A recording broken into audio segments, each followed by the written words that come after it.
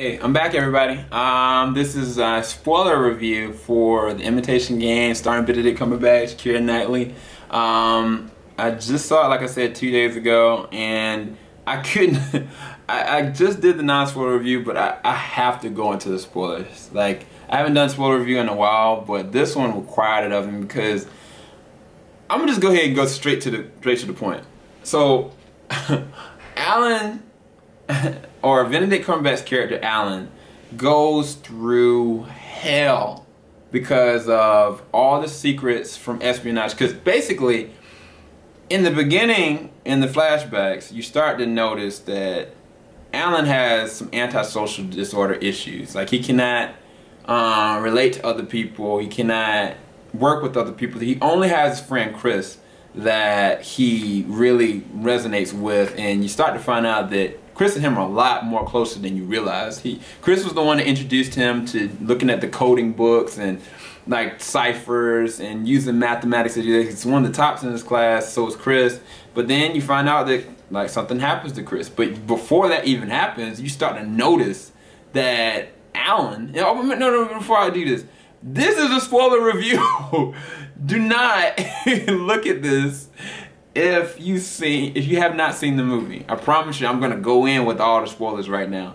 Anyway, you find out that Alan is a homosexual, and he starts to develop feelings, like real raw feelings for Chris, because of the fact that I think that partly because him being so antisocial, because I saw a scene where some guys that tortured him started pushing him around. They put him in the bottom of the floor and nailed him in there and kept him there. That's terrible. Like, if he had asthma and then they put something like furniture over him, he could have died. Like, that's terrible. You know, and I mean, that happens. Bullying has still been going on, and that's outlawed. You know what I'm saying? But I think that their ridicule of him wasn't because they felt he was homosexual, just because he was weird. But I think that his homosexuality came out of him being antisocial and nobody really knowing him. He not understanding other people. The only person really showing real kindness was this boy. And so it's easy for somebody to sit there and like associate that with, you know, but that's a whole nother thing. Anyway, I'm gonna go and jump forward now, because when you see Alan, when you first see him in the movie, he's arrested. You don't know why he's arrested. You find out that somebody has stole something from his house. Now, I thought, okay, this is the Imitation game. I've seen the spoilers. I was thinking, okay, well, somebody stole whatever the cipher or something that he was working for the government. You know what I'm saying? Spook took it, you know. And then they showed the MI6 guy, the smart, strong, early on in the game, and they showed him like looking at the paper, something stolen from Alan. I was like, what the heck is this going on? That's honestly, I still don't know what happened, what was stolen, because they showed a fast forward part where, okay, Alan has what he needs, which was his creation. His whole thing, everything that he was doing was to try to break this code. He was letting them know, look, there's over 10 million, no, 110 million thousand different possibilities of how the codec can actually change on a daily basis. So after a certain point, over 6 hours, after 6 hours, it changes every single day. So they have to go through paper to try to break these cipher codes every single time, because they don't know what the encryption is, you know. And so they have stolen like a little box, and the box actually helps to discern what it was. But it was like, Alan was like, look, this is impossible. There's no way we can be able to try to figure this out through manpower. We need a machine that can be able to problem solve this quicker than we can. And they did not get it. They didn't understand. And I mean, I think until Keira Knightley's character came in, because he had basically, he went over to the magistrate and said, look, I need to cut these two guys out. And these other guys told me now they're gone too. And then he ended up finding somebody along the way, Keira Knightley's character, because he was telling them, there's a crossword puzzle that it takes at least 6 minutes to do. He was like, oh, I did it in XYZ. And she ended up doing it before him. And so you start to find out she's like a secret genius.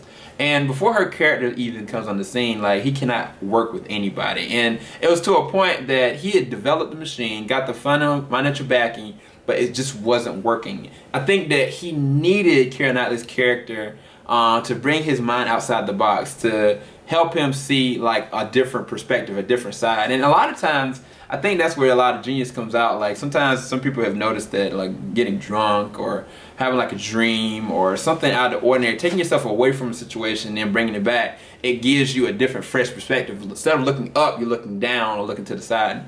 And with the creation of this machine, now he was able to find out exactly what they needed to know. And when they found out and they actually broke the code, that wasn't the end. That's what blew my mind. I was like, okay, they got it. They got it. Like, now let's go to work, you know? I mean, there's no need for, I think the Britain at the time, they were so poverty stricken, they needed like imported rations from Americans. Every single time the rations coming over through the boats, the freaking Germans were blowing it up because they were intercepting and they had a code that nobody could break, you know? And so now they actually have this code in their hands, right? And this is why I was saying in my review that with, what character was it? It was Peter, played by Matthew Bird. He was saying, oh, my brother is on this one boat. Like, we need to go and warn everybody. And this is the point where Benedict Cumberbatch's acting, like, it just goes to another level because he said, no, we can't do that. And they were like, what? What do you mean? And he's like, if we let them know ahead of time what's going on and we just happen to blow up this boat and intercept it right at this time, then everything that we've been working for these years, they were working for years, y'all, to try to build this machine or either crack this code, it will be for naught.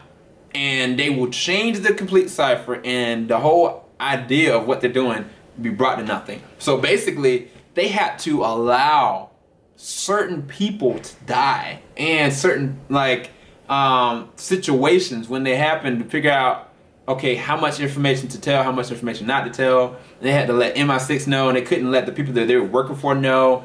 And I was like, looking at this, I was like, the guy, Peter, he was like, my brother's gonna die, you know, like, and he just breaks down. You see Benedict Cumberbatch is so, like, it was the weight of stuff really started to hit him. Especially the more they started to do stuff on a continuous basis, I was like looking at each character is disintegrating. And then on top of that, you find out that, well, you had found out early on there might be a Soviet mole in the midst.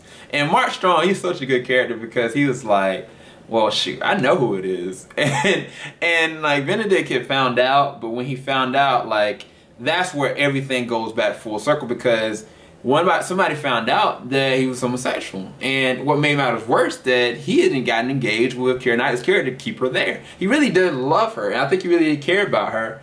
But it's just so many different lies that you see by the end of the movie. By the end of the movie, you find out that the machine that he built was the initial inception of the computer that is today. So our phones, our tablets, our computers, our smart TVs, they were all conceived under the Turing machine or the computer, you know? And so it's just, to me as an IT nerd, I was like, oh, this is the computer. I was in the theater with Joe. I was like, Joe, that's gonna be the freaking computer. I promise you. I was like looking at certain points when the wheel was turning like that. I was like, oh, wow, that's a hard drive. I was like, oh, that's circuit board? Oh, freaking, yeah, I know what that is.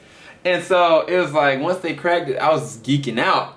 But it wasn't everything because you find out that the reason why, after he had been acknowledged and told that somebody stole something, he didn't steal the computer. The computer was still there. But he had been caught getting, like, I don't know, I think it had something to do with prostitution, but it was a homosexual prostitution. And at the time, especially in the 1950s, like, homosexuality was outlawed. And on top of that, they were like basically threatening to put him in prison. And I think that when they did that, they told him, well, you have a choice. Either you can keep your computer or you can go to prison. But by keeping your computer, you have to be induced with hormonal therapy, which basically is chemical castration. It was terrible. I was looking, I was like, this man, he'd been running, he could solve anything in seconds. And Keira Knightley's character came to him and asked him how he was doing. And she put a crossword puzzle in front of him because their marriage had disintegrated. They never got married because of certain reasons. But she was still good friends with him, I guess. And she had gotten remarried. But she asked him to check this crossword puzzle. The dude was shaking so bad he couldn't even do it. And it was really sad to see such a beautiful mind and certain things that he's done for the country that nobody knows. But yeah, he gets one action against him and that threatens everything, because he basically named the computer Christopher, because Christopher, who was one of his best friends, died of leukemia. And because of that, like, it messed his whole psychological network of people, especially when you start introducing him in the beginning. You see why he is the way he is, and he basically called like the computer Christopher. I think that in the real life he never called the computer Christopher. I think they just did that as add an extra note, but it meant so much more for the story, because he was like, you can't take Christopher away from me, you can't take Christopher away from me. He was telling Keira Knightley, he was so fidgety, couldn't walk. I was just like, he started breaking down. I was like, oh my gosh, this man is acting his butt off. I was like, chemical castration, you can't even tell like certain imbalances, because I think if I read correctly, the real hormone imbalances really showed on the physical side as well, because I think this started growing, certain things started like giving him continuous pains, internal pains. And it's basically like torture. I mean, they were making him do this to basically allow him to be able to keep his computer, but really to punish him. That's really what it was about. And they knew that either way that this was punishment for him, because I think that after 1959 they had said that he had committed suicide, but I think that that wasn't proven. They don't know what happened. My theory is, if in real life, if Christopher was not the name of the computer and they were giving him this stuff, I think that all this was really government related, and they wanted to keep him having secrets, because in the sense, like at a certain point when he's talking to the guy that arrested him and was interrogating him, I was like, you're gonna tell all these secrets and nobody's gonna do anything about it? There's no way. There was no freaking way. And so I was thinking that not only because he was homosexual, but because he was leaking information that somebody probably wanted to take him out the silent way. But I'm not really sure. It was great acting. And the last part got me such a deep level. I was like, oh my gosh, what?